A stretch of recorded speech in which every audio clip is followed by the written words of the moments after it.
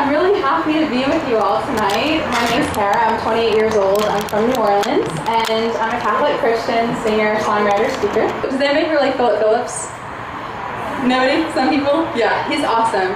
And so I'm singing a song by Philip Phillips. It's the song, Hold On to Me As You Go. Does anybody know the song? Yeah. As we roll down this unfamiliar road, although this wave is stringing us along, just know you're not alone. I'm gonna make this place your home. It's like an awesome song, right? I know. So I'm singing this song, and they're like, you get the golden ticket. I'm like feeling like, Charlie and the, Willy Wonka or something. Like I got the golden ticket. And so I get to the last round. This is the last round with the executive producers. And if I pass this round, I'm gonna go to Hollywood. And now I'm getting like really excited. Like I wasn't attached to this before, but now I'm like, I'm gonna meet Jennifer Lopez. I'm gonna be on television. I'm gonna be the next American Idol. And when I finish, they look at me. And one of them, he's so sweet, he's like, yes, I want you for the show. Yes, my answer is yes.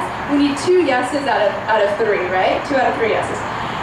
And the other 2 are looking at me, and they're like a little bit indecisive, and they kind of like whisper to each other. They look back at me, and they're like, you have a really beautiful voice, but it's just too trained for this show.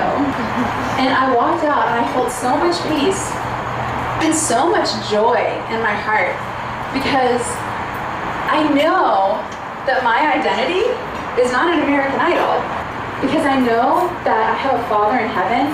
He has a plan for my life, and I'm not afraid if the door closes in my face. And I was so heartbroken for so many people in that crowd who were devastated, whose hope, all their hope was in being an American Idol and getting to Hollywood. And my heart just broke for them, because I was like, they have no idea.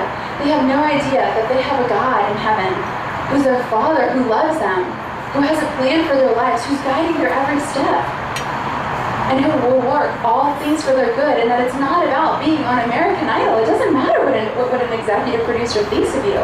You can walk away and be rejected, and if you know God, if you know your Father, if you know who you are as a child of God, and if you believe that He has a plan for your life, and if you believe that it's good, and that He will work all things for your good, nothing can disturb you, nothing can rob your joy, because you trust in Him.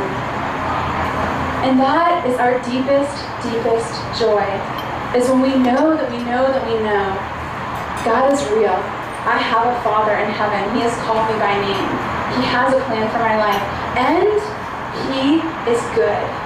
That Father, that God is good. And I think a lot of us Christians, a lot of us Catholics, or a lot of us who believe in God, we do believe in Him, but we really struggle to believe He's good. And I always wanted to know God from a very, very young age. I wanted to know God, and I really wanted to do His will. I wanted to be good. I wanted to be faithful. And I had a deep, deep, deep faith in God, but there was a lack of trust in my heart. I believed so much in God, but I was so afraid to trust Him. I was so afraid to let go. I was so afraid to surrender. And so there was a lack of joy. There was a lack of freedom. But some of my worst fears started to come true. There was a lot of tragedy that started to strike my family. I lost a brother. I lost my father. I started to really experience a lot of anxiety and fear. There was a lot of trauma that we went through as a result of that. And I was like, Lord, this is not what I bargained for. Like, I was perfect. I was good. Very much like that elder son. Like, hello, I did everything right for you. Why aren't you blessing me? Why aren't you giving me what I want? And I didn't know the goodness of God. I didn't have any trust in His mercy. I had no clue how good He was. And it actually wasn't until I went through those tragedies and was really stripped and had nothing left but to just surrender that I really started to experience God's providence and God's goodness. And so many times we're just running, looking for love, looking to be happy. And sometimes, we do have faith, but we don't have trust. We don't know God as our Father. And the deepest joy, I really believe the deepest joy, first and foremost, is knowing who we are, our deepest identity, which is a child of God. You look at the saints, especially Saint Therese of Lisieux, right? She was really a saint for our time and age. She was so full of joy. Her joy was so radiant. Mother Teresa, so full of joy. Why were they so joyful? And there's other reasons why they were so joyful that we'll talk about later. But one was because they knew that God was good, that God was their Father, and that they were just his little child, and that they could trust so radically in his goodness, in his providence, in his mercy. They didn't have to run, they didn't have to be in control, they didn't have to have things figured out. They could let go. They could let go and they could just trust in him. This is a song that I wrote that's just really kind of about that. You know, St. Augustine says that our hearts are restless, O God, until they rest in you.